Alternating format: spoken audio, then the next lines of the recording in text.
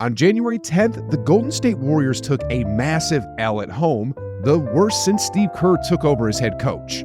A few days later, they suffered another disastrous defeat against a Memphis Grizzlies team that was so banged up that they were practically a G League squad in disguise.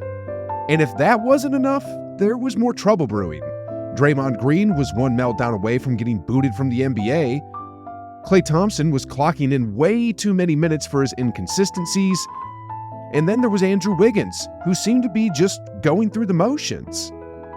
18 and 22 was where they sat in the Western Conference picture at the time. For a team with the highest payroll in the NBA, things were looking pretty grim. Some people were calling for Kerr to be fired, some others were saying that the Warriors were done, and heck, even JJ Redick dropped a video claiming that the dynasty has ended. But then, bam! The Warriors, out of nowhere, came back and hit hard, practically punching the NBA in the throat. Defensively, Kuminga, long strides, reverse jam!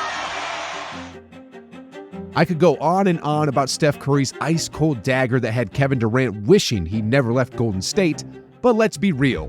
Draymond threw some colorful words in KD's direction after that last defensive play, which reminded KD exactly why he bounced. But as of right now, I mean, the dynasty been over. Let's be real. It's been over for the last year and a half, in my opinion. It has. I mean, the proof is in the pudding. So, pudding.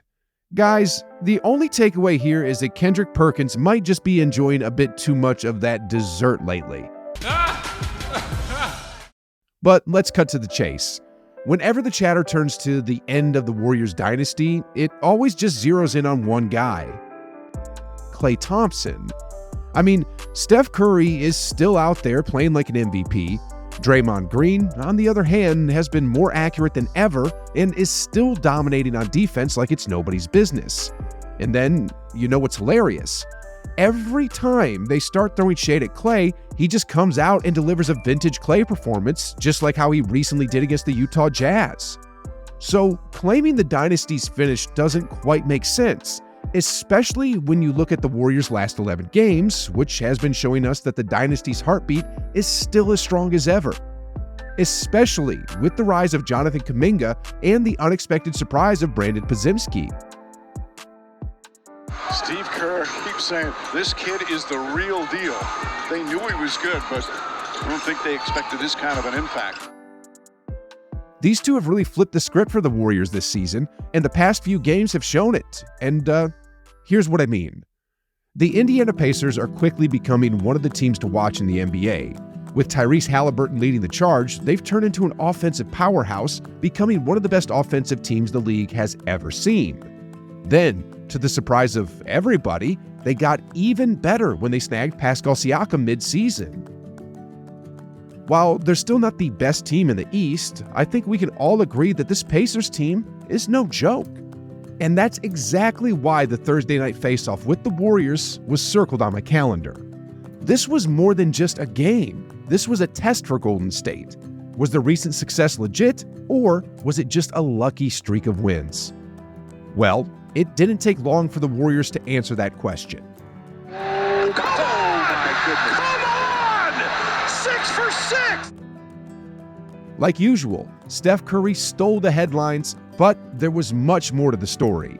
Jonathan Kuminga turned heads with his performance, racking up the 6th most points in the paint since January, a stat that's hard to ignore.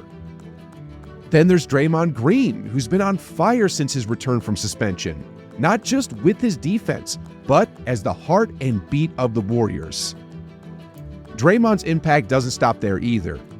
He's been instrumental in awakening Andrew Wiggins, proving just how vital his energy is to the organization. When Draymond is focused, the Warriors aren't just a team, they're championship contenders.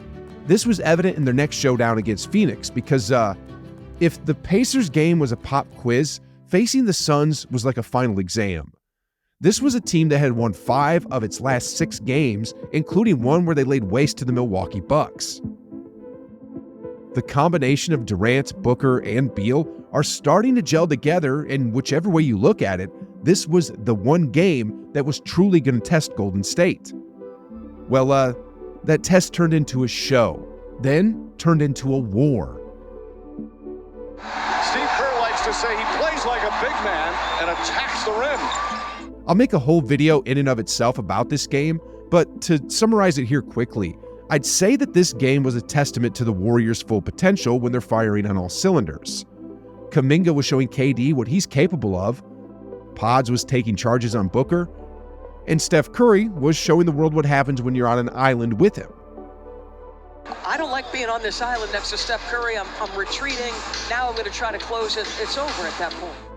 The Suns soon found themselves in trouble, especially Nurkic, who spent the game trying to antagonize Draymond, hoping to get him kicked out of the game. But instead, it only sharpened Draymond's focus, leading him to arguably his best performance of the season. Then, after Steph Curry hit that monumental three, and after Draymond locked down the defense, it was clear the Golden State Warriors were back in business. And guess who got a front row seat to the Warriors' comeback tour?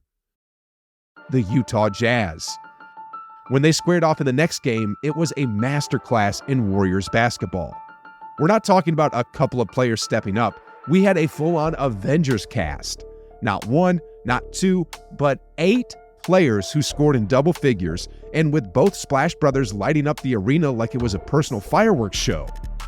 Sure, I could rave about Draymond's defensive prowess in this game, Andrew Wiggins' pinpoint accuracy, Gary Payton doing Gary Payton things, or even Klay turning back the clock with his performance. But honestly, every single time, Steph Curry just blows my mind. This guy proved in this game that he's still on another level.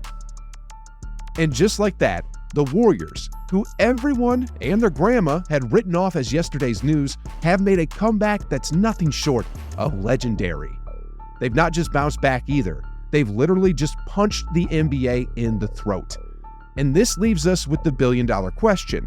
What does this change in energy mean going forward? Well, it's pretty evident at this point, the NBA is in trouble. Diving into the nitty-gritty details, over the last 11 matchups, the Warriors have notched 8 wins. And in those 3 losses, one was by just a hair, another was a hit job by the referees, and the last one stretched into overtime when Murray hit that clutch mid-range to tie it up in regulation. Basically, the Warriors were that close to being on an 11-game win streak, which would have made them the hottest team in the league, all while the point guard had been sidelined with a hand injury. Then, peeping into those last 11 games a bit more, get this. The Warriors have had the 4th best offensive rating and the 3rd best defensive rating in the whole league. Yeah, let that sink in for a sec. And the cherry on top, throughout this whole wild 2024 season, only one team is in the top 4 when it comes to both these advanced NBA metrics, the Boston Celtics. We're talking elite company here, guys. Sheesh. It's getting real hard to call this an overreaction at this point.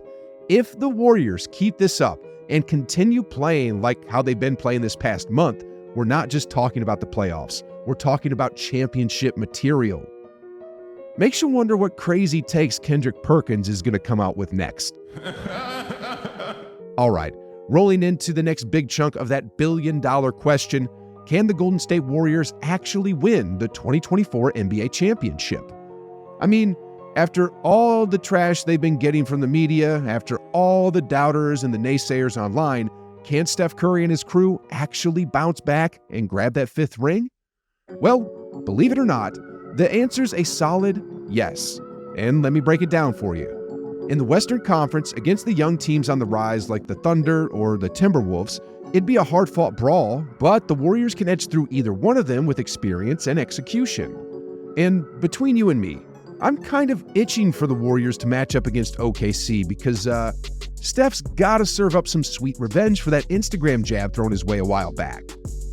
When it comes to teams like the Kings, Mavericks, or Pelicans, it's going to be a cakewalk. Well, relatively speaking. I see Golden State wrapping up these teams in 5 or 6 games tops. I mean, if the disjointed 2023 Warriors could beat the Kings in 7, just imagine what this revitalized Warriors team will do to them.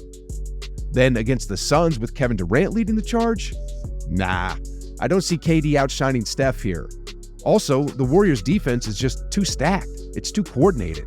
In a best-of-7 series, it's going to be the Warriors coming out on top. Now, onto the Clippers and the Nuggets. Real talk, the Lakers actually give me more jitters than the Clippers do because when it comes to the Lake Show, the refs are always on their side and they end up with 20 extra free throws a game? But putting that aside, I'm betting on the Warriors to pull off a win against the Clippers in the postseason. Just like how Jordan blocked Malone and Stockton, the Warriors will continue to be the sole reason why James Harden and Russell Westbrook don't have rings. Then there's the Jokic-led Nuggets, a squad that seemed like they were playing 4D chess in the 2023 playoffs and who look pretty dang good this year as well.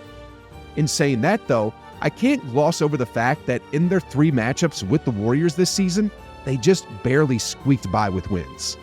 And given how the Warriors are currently playing, I'm not seeing the Nuggets coming out on top.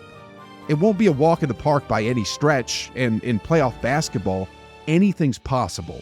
But real talk, I'm liking the Warriors' odds against any team in the West right now. And no, that's not just fan talk. Swinging over to the east side of things, the 76ers are kinda out of the running thanks to Embiid's bad luck with injuries. But let's be real, even if Embiid was in tip-top shape, I'm not convinced Philly could really take on Golden State. Embiid's a beast, but as we all know, a lot of his beast mode is activated at the free throw line. And the playoff refs? Well, they don't exactly hand out free candy like they do in the regular season.